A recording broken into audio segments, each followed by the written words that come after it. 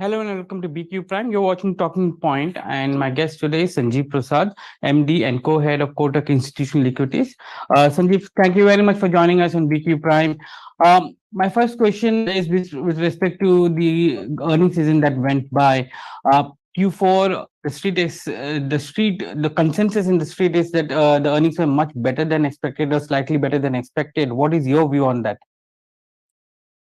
Well, they were better than expected on a reported basis. If you look at the Nifty 50 index net profit, for example, they came about 7% ahead of our expectation. So no complaints over there. But having said that, the quality of the beat was, not that great. In the sense, a lot of that beat came from either sectors where the market honestly has somewhat limited interest. As also from, I would consider one-off items. For example, Reliance had a big drop in its effective tax rate. Coal India saw a big decline in overburden expense. BPCL reported very, very high, gross refining margins, which were very different from whatever we are seeing as far as global refining trends are concerned. So not very clear about, whether some of these things will sustain. Clearly not, I would assume. In that sense, the beat is not that great. More important, if you look at the EBITDA numbers, in that case, exclude the banks over there, then the EBITDA came out only 2 odd percent ahead of expectation. In that sense, it was only a very modest beat. Also, keep in mind the fact that a lot of the positive surprise in some of the sectors is coming more from the profitability side, in the sense raw material prices have come off and surprised on the downside compared to whatever street and we had built in. Whereas the volume numbers are still struggling. So I would rather, focus more on volume rather than looking at profitability, to get a gauge on the underlying trends. If you look at the earnings that came in, auto clearly, financials and auto are two clear sectors which have led the earnings. If you look at from Nifty point of view, and others, and as you indicated that others haven't performed much. Do you see these two sectors' performance or outperformance to continue going into FY24? See, in terms of earning numbers, hard to say because banks clearly the NIMs are peaked, given the timing mismatch between increase in borrowing rates and lending rates. I would assume now NIMs will start coming down, and that is something which I think investors and analysts understand very well. Question is how much and how quickly. If you look at our own numbers, we have built in a fairly steep compression in NIMs. In fact, if you look at our forecast for the Nifty 50 index, all the banks over there, we aren't looking at too much of growth over there. So we could possibly be more conservative on NIMs compared to others on the street. So maybe, numbers surprise on the upside over there. Having said that, there's one more issue to consider, and that's on the provisioning side. As of now, there is some talks about increase in ECL provisions, etc., going forward. Now we'll have to wait and see, what are the exact guidelines from the RBI, and when do banks have to start making the provisions. So maybe provision numbers start surprising a little bit on the negative side. That is actually on the higher side. Autos, the challenge over here is the market is very excited about the improvement in profitability, but at the same time you are seeing volume simply, struggling. If you look at the 4Q CAGR, that is FY19 to FY23, most of the sectors actually are flat or down. Whether you look at two-wheeler, four-wheeler, CVs, actually CVs is the only one we have seen some increase. If you look at fourth quarter FY19 versus fourth quarter FY23, the same, issue in the sense the underlying volume numbers don't seem to be picking up over there. And I suspect you could see some downgrade in the street numbers as far as volumes are concerned. So consumption is going to be a bit of a problem. That's what you see, and hence the consumption sector is not going to perform well. See, there are two things over here. One is the volume issue, and the other one is the profitability side. So as of now, profitability is improving, and if you look at fourth quarter FY23 gross margin, EBITDA margin for all the consumption sectors versus 3Q FY23, you saw a big improvement over there. So that is what the market is liking. I would assume that will sustain in 1H FY23 because you are seeing, 1H FY24, because you're seeing a relatively, big decline in raw material prices pretty much across the board. It's agri, it's oil related, metals, etc. Everything has come up pretty sharply. So that should support profitability. And the hope is that in the meantime, volumes start picking up. So as of now, it looks like volume numbers are still fairly muted. Underlying conditions still not very strong. But as time goes by, affordability starts improving, income levels start increasing once again from the big hit which low-income households suffered because of COVID and high inflation over the last 3 years.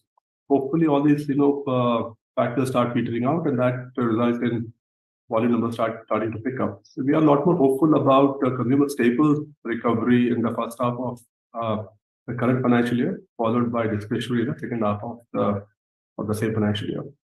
Do you see some challenges to the inherent models of some of the consumption sector, given the fact that volume is a challenge, and there could be limits to which profitability increase can come in for this sector?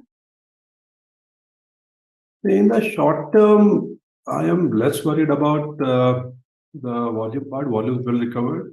Medium term, again, given the fact that penetration usage of most goods and services in India is so low that things will only improve. I would assume as income levels keep on increasing, volume numbers will keep on picking up. Yeah, I think the important issue is what is going to happen to profitability as we go forward. Given the fact that we are starting to see more of competition coming across sectors, we're seeing a lot of disruption on the technology side, especially automobiles coming in. Possibly you could start seeing profitability not sustaining at current high levels. And that is where I think I see a disconnect between what I see for the market and our view. So in the short term, we are reasonably optimistic that volumes will recover. But my worry is more on profitability sustaining in the medium term. I think across the board, you will start seeing profitability starting to decline. It's still going to play out over the next 3 to 5 year time frame. Nothing will happen in the next 1 year or so. And next 1 year, maybe profitability will still be good given the fact that oil prices have come off pretty sharply. But longer term, I would be a little bit careful over here in extrapolating historical profitability in the future. I don't think that will work. How do you see the macros at this moment, Sanjeev? You seeing, a quarter or two back, we were little skeptical about how the growth is going to pan out, inflation, how it's going to pan out. In the last couple of 2 quarters, we have seen that reversal happening, growth coming slightly, inflation moderating a bit. How do you see that impacting, as a whole? See, macro situation seems to be a lot better compared to where we were 3 months back or let's say 6 months back. And we have seen considerable improvement in two parts. One is on the whole inflation interest rate part, where we have seen, inflation starting to come off very rapidly from those high levels we saw in FY22 and FY23. And looks like interest rates have peaked more or less. We are not in the camp that the RBI will start cutting rates immediately. Maybe FY24 you will start seeing, you'll see stable rates. Maybe FY25 you will start seeing some cuts, but that will depend on the trajectory of inflation at that time. So that's one positive. The second one is on the CAD and BOP side. Again, because of decline in oil prices, we have seen, very big improvement in the current account and BOP of the country. For FY24, for example, we are looking at about 1.3% current account deficit to GDP, which is on the lower side compared to whatever we have seen historically. And more important, is based on oil at 90. If anything, we will probably see, current account being lower than whatever we have assumed. So all that is fine, I think. The question is, when does the positive macro start translating into growth? Because so far, growth has been disappointing. If you look at FY19 to FY23 GDP growth, that's only 3.4, 3.5% on a CAGR basis. So clearly, we are still not there in terms of full recovery as far as the growth part of the economy is concerned. Inflation, interest rate, current account, BOP, all that part is fine, I think. Rural growth and rural consumption, how do you see that coming back? We saw some signs in May and April, May, when through motorcycle sales or lower end motorcycle sales picking up for some of the players. Do you see some signs of revival there in rural income and rural growth? I would assume so. Obviously, the lower income household rural India have suffered disproportionately from COVID, and that was more in FY21, FY22, and also very high inflation, in particular food inflation in FY23, the first half of FY23, that is. So obviously, a combination lower income plus higher food inflation meant that a lot of households had to downgrade even on the staple side. So my sense is now that jobs have come back in rural India, incomes have gone back to pre-COVID levels, if not higher. Hopefully, you will start seeing, consumer staple volume starting to pick up as we go forward. And as confidence builds, the sentiment improves, balance sheet of rural India improves. Also helped by the fact that the urban to rural transfer of money, which had stopped really in the pandemic time, that will also recover, should have recovered by now anyway. That should also lead to rural incomes, starting to move up once again. So all put together, yeah, we are hopeful that rural recovery should happen. The only worry over is what happens to monsoons. Having said that, the monsoons will only impact certain parts of the country and some segments. But yeah, if you have a really bad monsoon, then obviously some of this recovery could be delayed for some time. You spoke about your apprehension on the volume growth. Uh, what could be the triggers to push it back, or get the volumes back, and what could be the challenges for that? I think it's still simply income recovery and job recovery, But I think it's more or less happened. If you look at urban India, most of the people who had lost their jobs in COVID or had incomes cut significantly, and most were there in the what I call the physical services sectors. Most of the jobs have come back actually. So I don't see too much of a problem in urban India at least. In fact, doing quite well. Rural India, obviously, things will recover with a lag. If you look at one data point which we track very closely, and that is number of people or households who are looking for jobs under the government Aureka program, that number obviously went up very significantly, went up, that is, during the pandemic time. But it's actually come off. It's more or less in line with the pre-COVID levels, which means people have gone back to the pre-COVID jobs. And keep in mind the fact that a normal job would be much higher pay compared to a Narega job, and that's also for part of the time, part of the year, that is Narega employment. So I'm quite hopeful that, given the combination of job recovery, income recovery in rural India, you will start seeing consumption starting to pick up. See, the pattern which a normal household will follow is, first you save money, and then you spend on consumer staples, which you were unfortunately forced to cut during those pre-pandemic time, and then you start moving to discretionary. I mean, broadly speaking, I would say. So hopefully that's what we see in the next few months going forward. In the whole thing, Sanjeev, how do you see the commodity space panning out? Because that's something which has been muted for last 1.5 years because the price has been, falling. Do you see that fall to continue, or do you see now, stabilizing at the current levels? The commodities, obviously, it's a very broad brush over here. You have to look at it, more on a bottom-up basis across commodities. But the general trend seems to be things will be weak only, I would assume, given the fact that US is slowing down. Looks like it will probably continue to slow down for the next few quarters. Till that time, the Fed is convinced that it has broken the back of inflation. If you look at the US economic data, still seems fairly strong as of now, particularly the labor market, although finally we're starting to see some signs of softening. China recovery is simply not there. It's very, very weak compared to whatever were the initial expectations. The government will do something from time to time. Recently there some expectations around again one-sided measures for the property sector. It has some scope on the monetary side. It can cut interest rates to support economy. But in the earlier model of growth in China, which was largely driven by fixed asset investment, I think that era is over.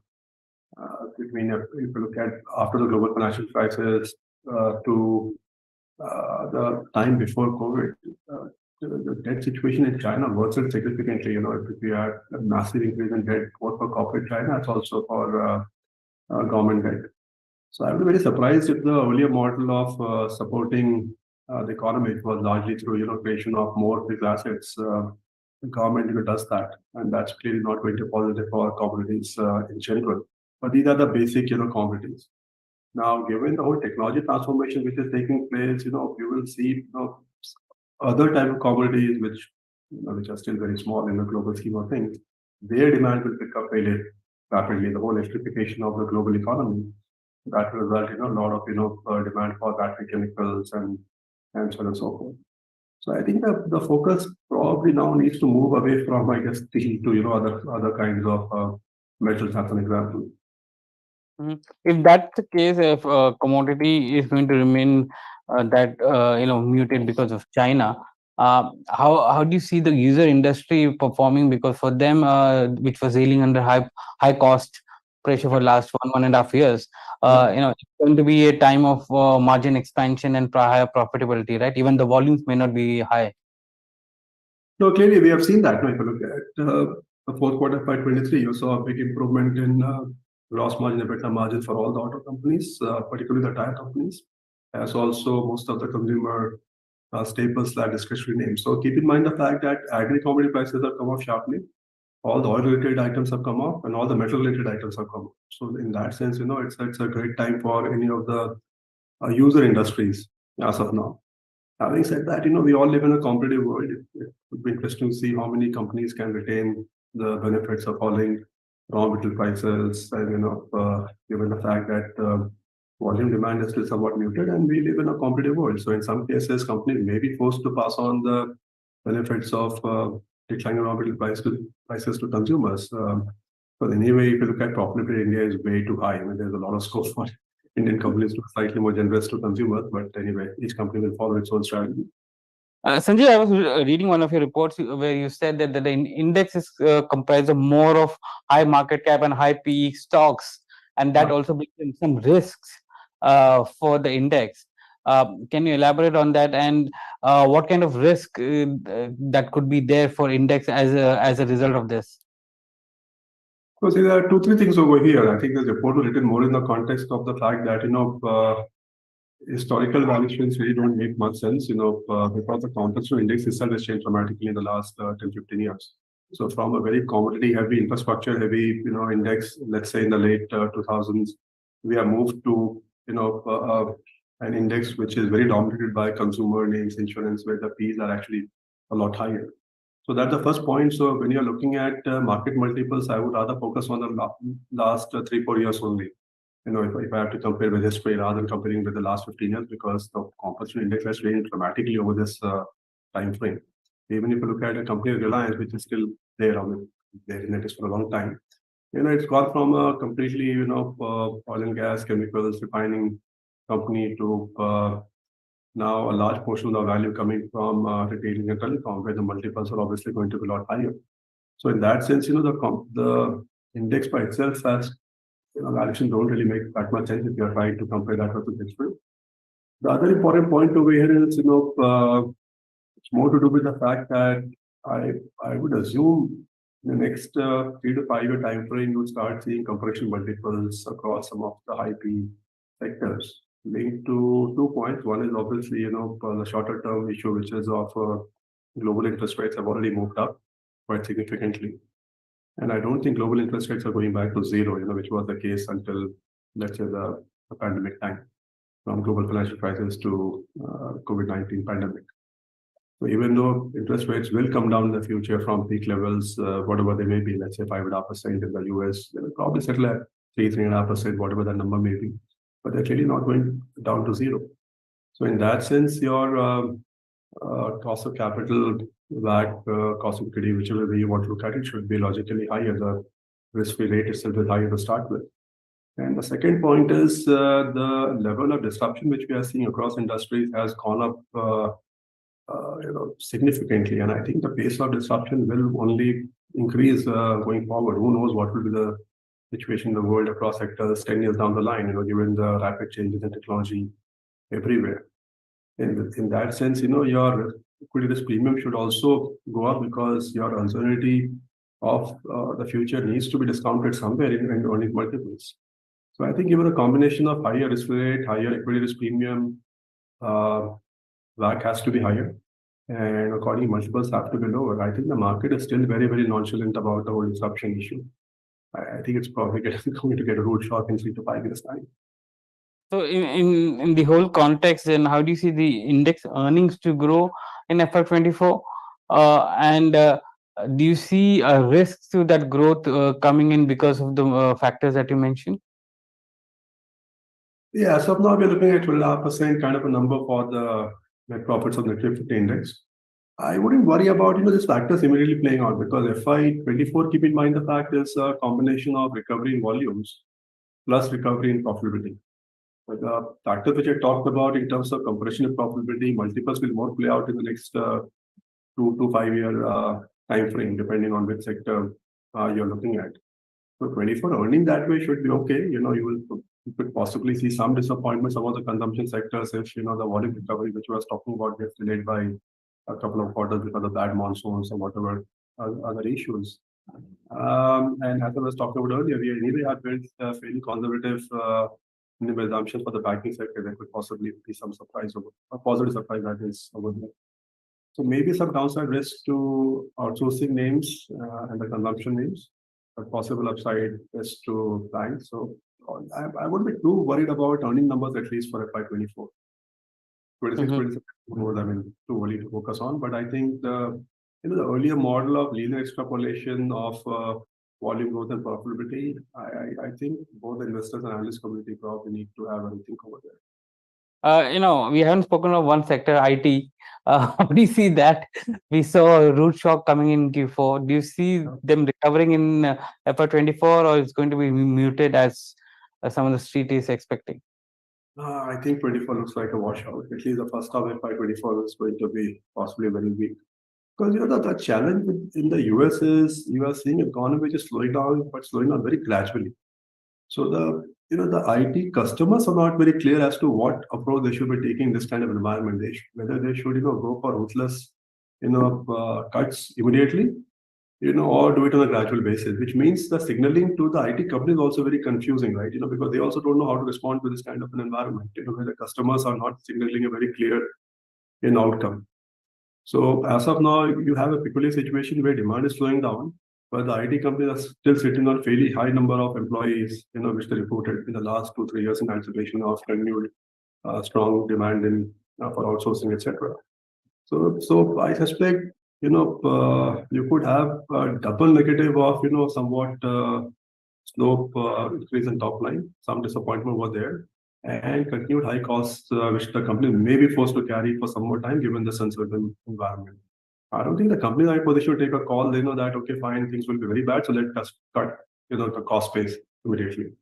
So as of now, they are just struggling with this twin uncertainty of demand slowdown and carrying a lot of costs at the same time. Do you see, at the beginning of the pandemic, we saw, uh, you know, there was a pivot towards digitization, cloud computing, and that gave them gave an impetus to the entire IT sector. And now that we are seeing an imminent slowdown in US, again, there may be a pivot towards another form of technology or technology platform going forward as AI and others take shape. Do you see that adoption would be the key critical one for Indian IT, how it moves forward from here? Very hard to say, to be honest with you, because what technology trends will emerge, God only knows, to be honest with you. Especially on this whole AI stuff, if not, I think it's a question of when AI becomes so smart that it can do a lot of coding on its own. What does it mean? For the traditional IT services sector, clearly we'll have to upgrade our skills and move a lot higher in terms of more value-added stuff, which is consulting and so on and so forth. A lot of basic level coding probably may get simply done by AI itself. So maybe 3 years down the line, who knows? So which was the point I was making earlier. Given the disruption, is somewhere this have to start getting factored in the multiple, because a company's fair value is not based on the next 2 quarters cash flow, right? Based on the cash flow perpetuity, and 2-3 years down the line, who knows if what is the visibility on cash flows of company given the disruption risk. Sanjeev, it was a pleasure talking to you today. Thank you very much for joining us in Peak Primes. Thank you.